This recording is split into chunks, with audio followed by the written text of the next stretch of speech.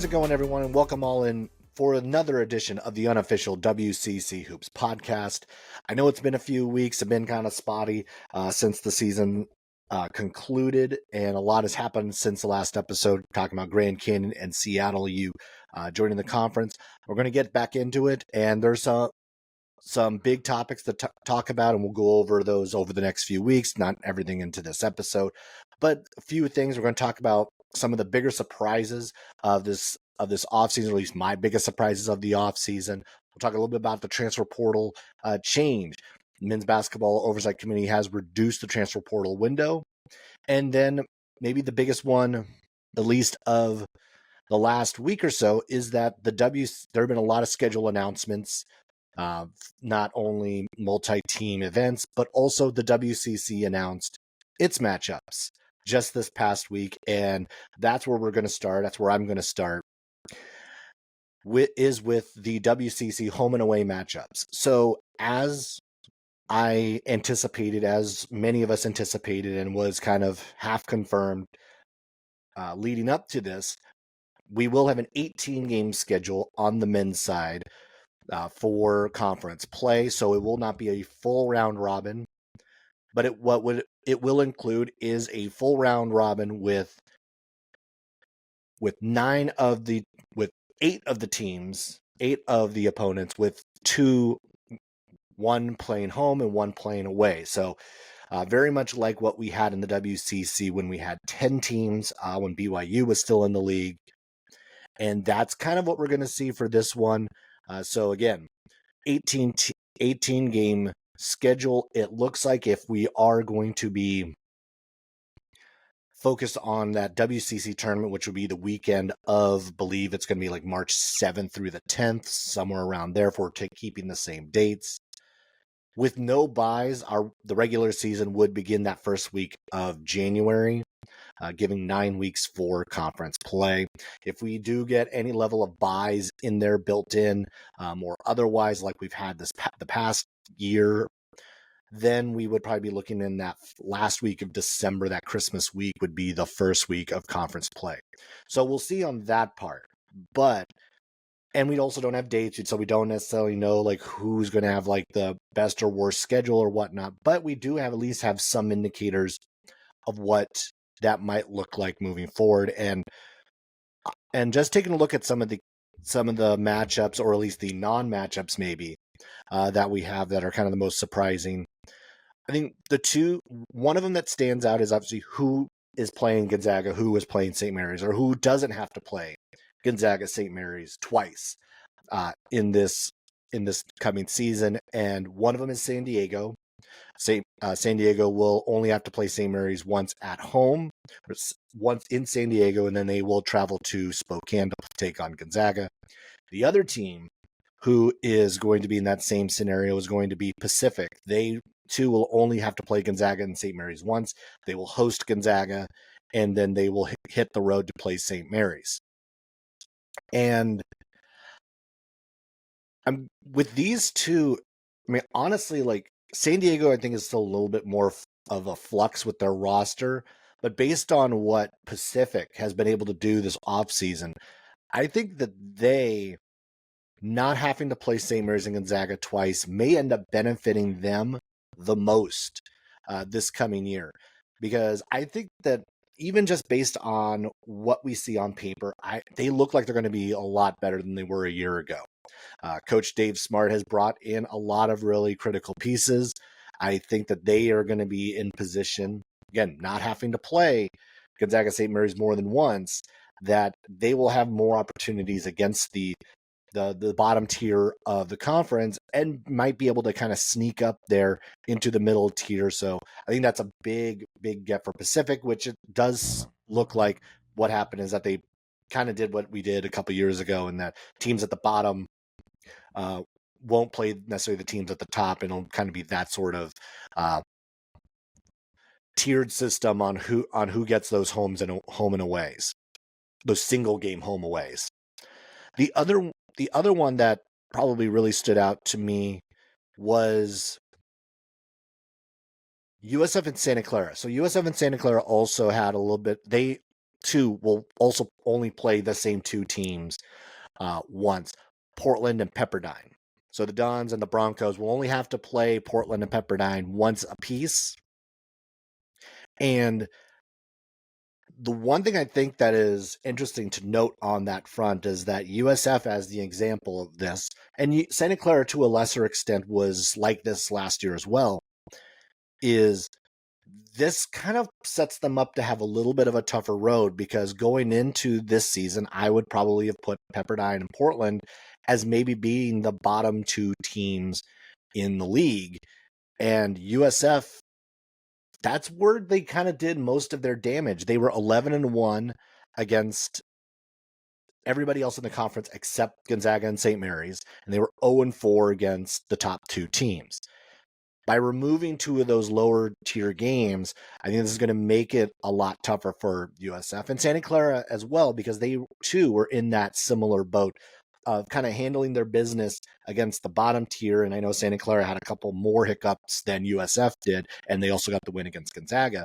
But these two teams, as they, I think, have set themselves up well going into this coming season, are going to have to prove that they can beat more of those top tier teams, those higher rung teams. Because again, I think the middle of the league got better over the course of the offseason. LMU got better. Adding Washington State and Oregon State is just going to present a better challenge.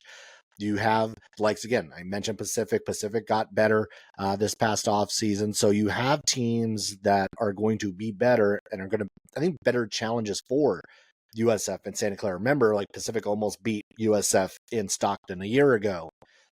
And that was a Pacific team that was terrible. So seeing these matchups, seeing these kind of being pulled away from USF, one fewer game against Portland, one fewer game against Pepperdine for each of them, is going to provide a tougher task once they hit conference play. And really, those two teams are going to have to prove it, that they belong in that conversation. And I know both of those teams are eyeing an at-large berth if they can really put together the kind of non-conference win-loss record that they hope to have, in addition to taking care of business in conference, which, again, remove these two, it's going to just be a little bit tougher to kind of get into position where I think both of these teams think they are capable of getting, and I think they are very much capable of getting. And then the other one, so the one matchup I was looking at that kind of like really jumped out at me, maybe the most jumped out at me, is that Oregon State and Washington State, first year in the WCC, coming out of the Pac-12, where they have been rivals for a long, long time. They will only play each other once this coming year. And I was a little shocked by that. I thought that when you had the two Pac-12 teams coming in, that this would almost be like the instant you schedule those two teams twice as being like the resident members of that old prestigious conference coming into this league, and you let those two really battle it out twice. But we will not get that. Washington State and Oregon State will only play once, and that game will happen in Pullman. Sorry, take that back. That one game will happen in Corvallis, not in Pullman. And so that's a little disappointing to see on the schedule. Like, I thought that we would definitely get those two facing each other twice. And because I think those two are going to be kind of right in the middle of the WCC pack, it was probably both of those matchups were going to be critical when it comes to the WCC tournament.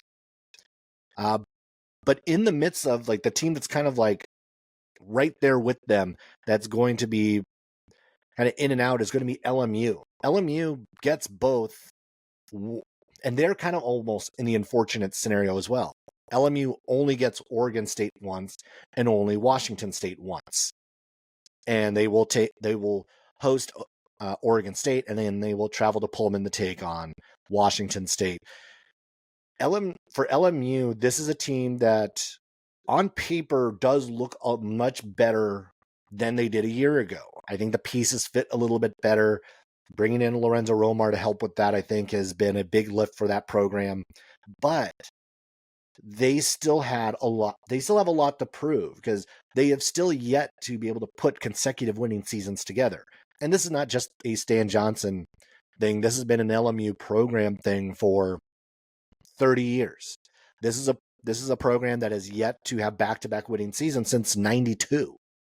So they still have to kind of get over that hump, get back to where they were a couple of years ago, because that LMU team 2 years ago that beat Gonzaga, that beat St. Mary's, that beat BYU, was maybe one of the best LMU teams we have seen in the last 30 years. I think there's a few you could make the case for, but that team did something that no one else in the WCC had been able to accomplish in beating those three teams in the same year. And I think on just a marketing front, on a fan excitement front, it would have been really good for LMU to have both of those home games, both of those games against both. They will get Oregon State, but they won't see Washington State in their building, at least not this year. So that might be the case for next season, that they will finally get Washington State to come down to LA and play them in Gersten Pavilion. So OSU, LMU, Washington State. Again, mentioned LMU will take on both of those schools. Oregon State's two single matchups. It's Washington State at home, and then they will travel to take on LMU. Washington State, they will host LMU, and then they will travel to Corvallis to take on Oregon State. And so again, you can't read too much into what's happening yet, but I think Pacific made out of this early announcement very well. I think this is going to benefit them tremendously.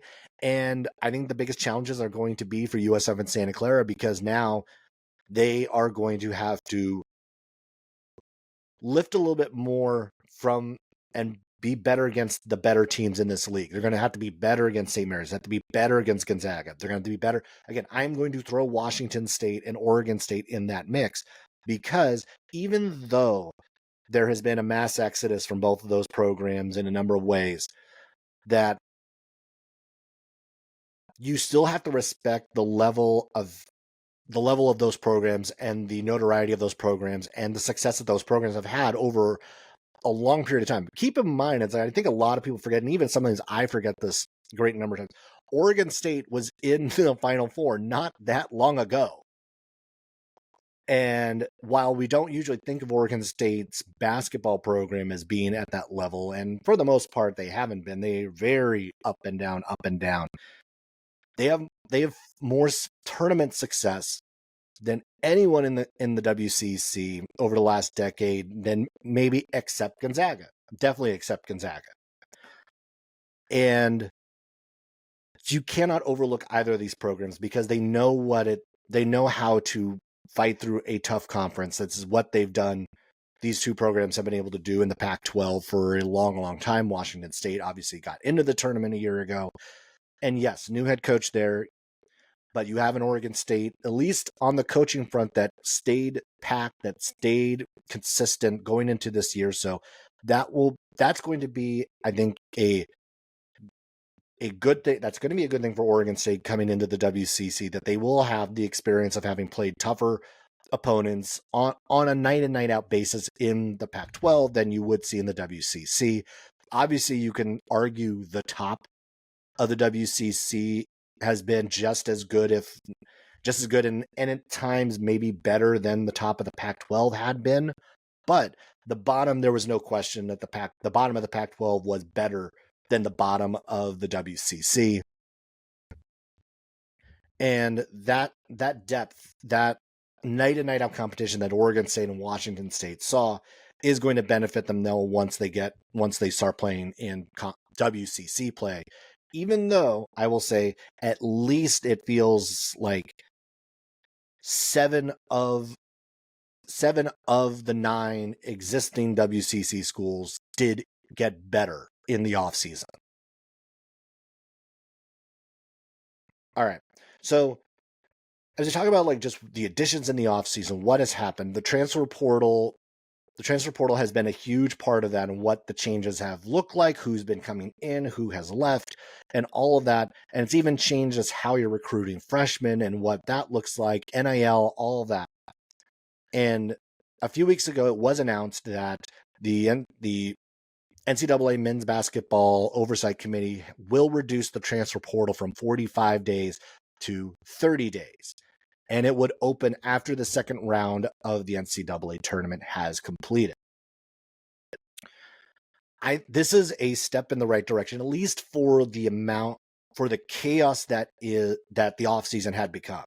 Because we saw just this past year, in the last 2 years, how chaotic the transfer portal got, how late guys were making decisions to leave, how it was changing the entire landscape of how coaches put together rosters, how they have to also then handle coaching changes, how they have to handle really everything, how you handle the NIL, how you handle what scheduling is going to look like. Because again, almost all of these things start to get put on hold because you don't have a roster. And obviously from year to year, for the longest time, you knew kind of like, for the most part, who your roster was going to be because you didn't have mass exoduses from teams unless there was a coaching change. Now it doesn't matter if there's a coaching change or not. We've seen just mass exoduses from teams.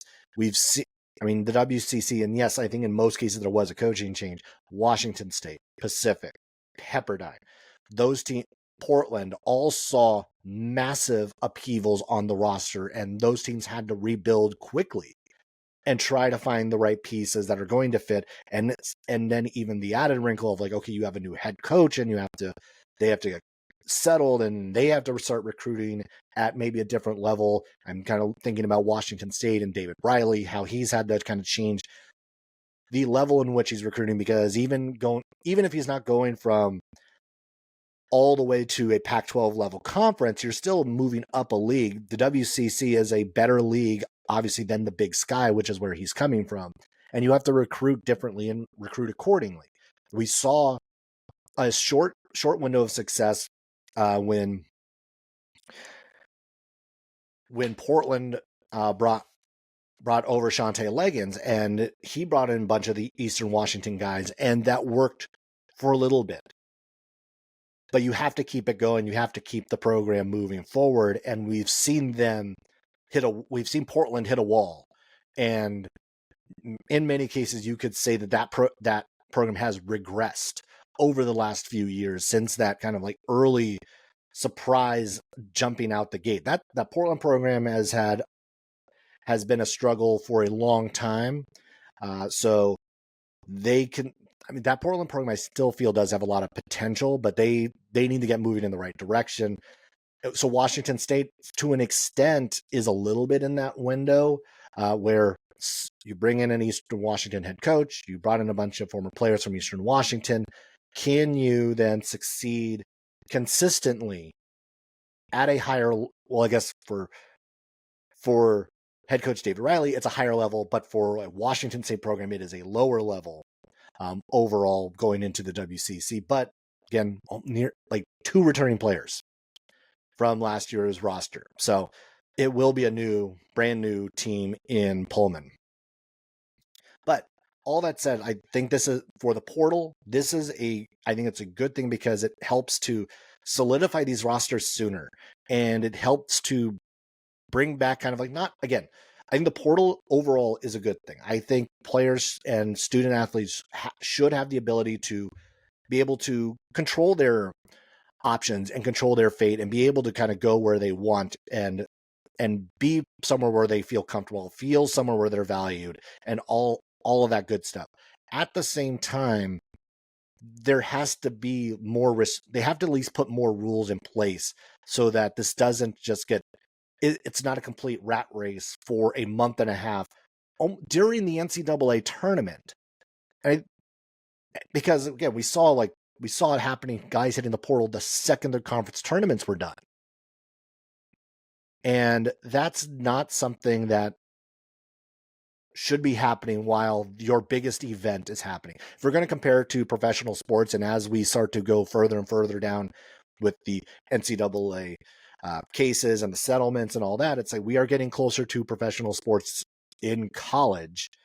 And if we're going to treat them like professional sports, guess what? Each of these leagues has set windows for free agency, has set windows for trades, has set windows for all of these things. If we're going to treat them that way, then they have to have a a similar set of rules.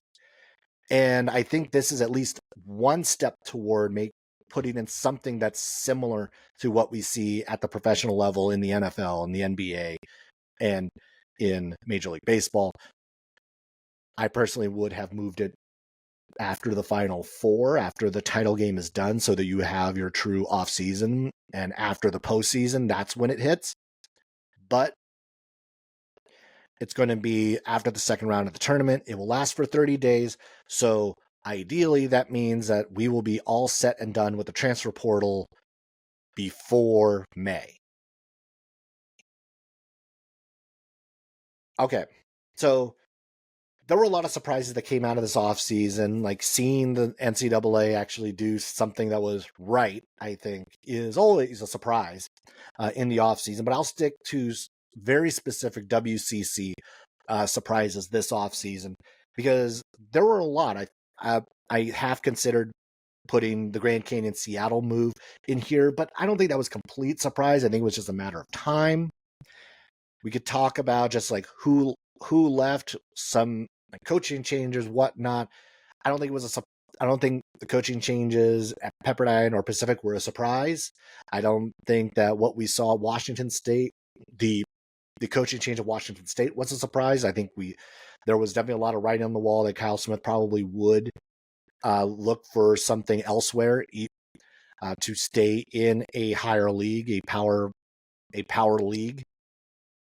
So here's kind of the three that stuck out to me the most. And I'm going to start with Pacific and the pickups that they have made in the offseason, because I, like a lot of other people, thought Pacific may have been the toughest job and the toughest location to recruit to in the WCC. Stockton is not that attractive, and Pacific as a program has not been good really on a consistent basis since they were in the Big West and they last won the league there and made the NCAA tournament. Since they joined the WCC, it has just been bad season after bad season after bad season. Damon Sotomayor, bad season after bad season. But bringing in Coach Dave Smart has been smart. It has been one of the best moves, I think, in the WCC's off seasons. You can clearly see just how quickly he's been able to go out and get high-level guys who come from power programs, who also come from programs who know how to win. And those little things, I think, are critical. You look at bringing in Elijah Fisher from DePaul. You bring in Lamar Washington from Texas Tech, who we brought over from Texas Tech. Jefferson Koulibaly at SMU. You look at Jazz Gardner at Nevada. Chris Knies from Minnesota. Like, you have guys who have played at higher levels, who you are bringing in to a program. Again, I'm not saying that this is Gonzaga, St. Mary's, USF level talent who's going to be in the top half of the league immediately. I'm not saying that at all. But this was a team and a program that needed some level of hope, that needed some level of any level of idea that they're moving in the right direction. And it really does feel like they are now moving in the right direction. That Pacific does not look like just a complete automatic W for anyone who's going in to play them. And again, like, they were winless in conference play a year ago.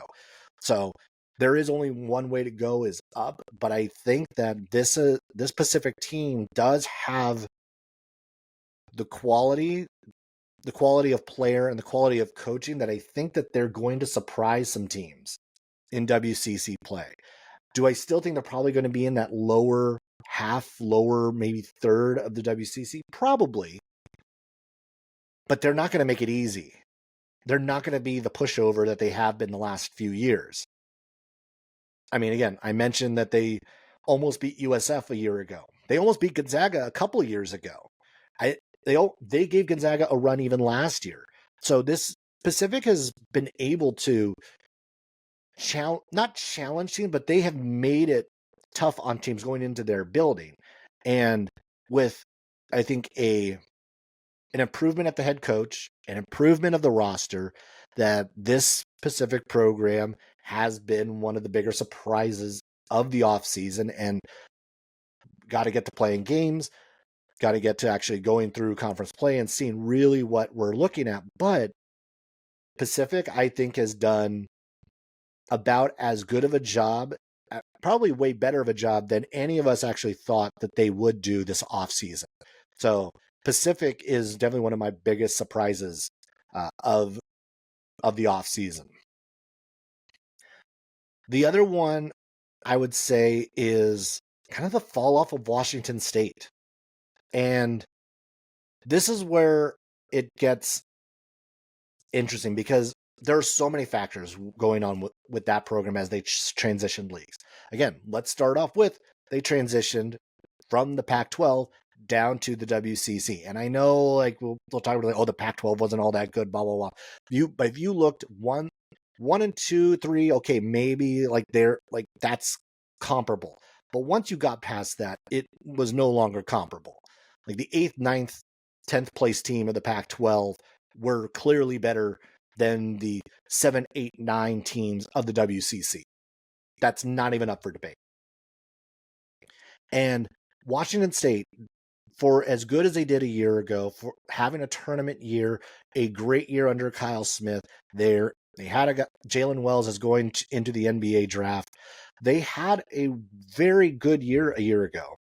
And to see what their roster looks like today versus where it was just a few months ago is shocking. They have only 2 returners back, neither of which played significant minutes a year ago. They have 9 newcomers, most of which are transfers in from Eastern Washington that came along with David Riley, which to be expected. It took them a while to kind of finalize the head coaching hire. It took them a while to kind of get going, I thought, on the recruiting front. And I know that the stigma of them dropping a league probably hurt that. But, I mean, at the same time, you look at around what the other teams in the WCC did. Gonzaga didn't have a problem. St. Mary's didn't have a problem. USF didn't have a problem. These other Pacific did not have a problem. It seemed like that Washington State has had a harder time making that transition, or at least navigating the transfer portal, than maybe some of the other teams in the WCC. I wonder how much of the uncertainty of they and Oregon State has played into this, and how much it really does seem like players, coaches, everyone is kind of on a wait and see with those two, and don't want to overcommit to those 2 programs, knowing that there's some uneasiness about them. And Washington State, I feel like they don't look anywhere near the team that they were. Now, I will say, like, they did bring in the Washington transfer, Nate Calmes, which I think is a really good addition. He didn't play a whole lot last year. Was former Southland Conference freshman of the year when he was at Lamar 2 seasons ago. He did score 15 against Arizona this past year. So they do have one guy from a power program that I think is coming in who's going to immediately make an impact for them. But a lot of people thought that this team might still be able to kind of hang on and be a top 3, top 4 team in the WCC. But once Kyle Smith left, once the exodus began, that all flew out the window. And now, looking at this team, you're probably looking at somewhere between 5 and 7 would be about my pick right now of where I think Washington State would finish. So a mid-tier WCC team as they look like right now. So one of the bigger surprises, and maybe it shouldn't have been a surprise, was just the drop-off, the fall-off this offseason of Washington State. And I would still say the biggest surprise of the offseason, and it's one that stings me, it's one that stings a lot of St. Mary's people, was the exit of Aiden Mahaney. And now him going to UConn was also a shock to me, not necessarily because I didn't necessarily think that was the right fit for him. But again, he's at UConn. I think the shocker was that he was leaving Moraga at all. All we had heard leading up to that announcement was that Moraga was home, St. Mary's was home. This is where he wants to be. And sure, and then days later, week later, he makes his exit.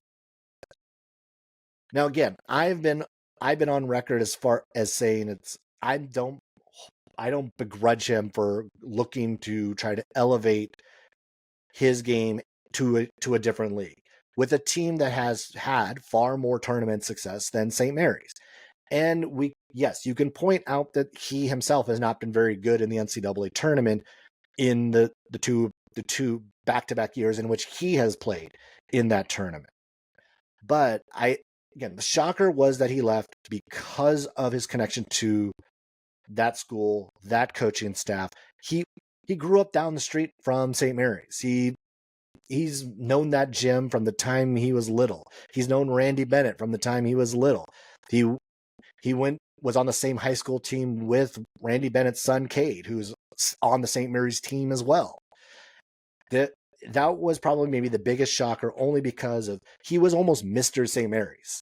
And once the announcement was made, it came as a shock to St. Mary's fans. Really, it became a shock to the nation, really. All of college basketball was shocked at that move. And while I do think St. Mary's has kind of weathered the storm, and I think they'll be just fine, his was the shocker that kind of rocked the St. Mary's boat a little bit, and rocked maybe a little bit of the faith to an extent, because it also came right after Joshua Jefferson. It came right after a couple of other announcements, and then Aiden Mahaney was next. It was the first time we had seen a mini wave of players leave St. Mary's through the transfer portal. So yes, it threw up a little bit of a red flag. What is happening and all of that. We've seen St. Mary's weather the storm. I think they're going to be fine. Aiden Mahaney's off to UConn. He'll be fine. But the initial just shock of that move that sent ripples all throughout college basketball, as he became one of the most sought after free agents in the game, went on the visit to Virginia, went on the visit to UConn. I forget a couple of the other locations off the top of my head, but just seeing the level of those trips really to an extent does show where St. Mary's was as a program, that guy went to St. Mary's and all these power programs wanted him. But it was definitely one. It was the initial kick to the gut. It was almost the kicking, also kicking you while you're down as well. Because again, didn't see it coming. It came off the heels of a couple other big moves. Joshua Jefferson saying that he was going to leave. You lose two of your top 5 players, arguably two of your top 3 players, and for a program like St. Mary's was a huge blow at the moment. So biggest shock to me, Aiden Mahaney of the offseason, the biggest surprise of the offseason for me. Washington State's fall off has been up there for me as well, in addition to Pacific, kind of their rise. I think we're going to see a lot of good things out of that program going forward. And a couple of, again, like I mentioned, some of the others that were kind of in my head of Grand Canyon and Seattle joining the league. That was kind of in there. Could have talked about LMU and what they've been able to add, but I think you could have kind of predicted that a little bit because of Lorenzo Romar joining that coaching staff and joining that recruiting team. So there were a few others that could have gone with, but those were the 3 that definitely stood out. As Aiden Mahaney jumping to leaving St. Mary's, Washington State kind of hitting a slide, and then Pacific really doing well in the transfer portal and revitalizing that program, at least I think in year 1 under head coach Dave Smart. All right. Well, that'll do it for this episode of the unofficial WCC Hoops podcast. Be sure to hit the subscribe button on YouTube and on your favorite streaming service. Follow on social media at unofficial WCC pod. That's both on Instagram and on X. So that's it. Thanks for listening, everybody, and I will catch you later.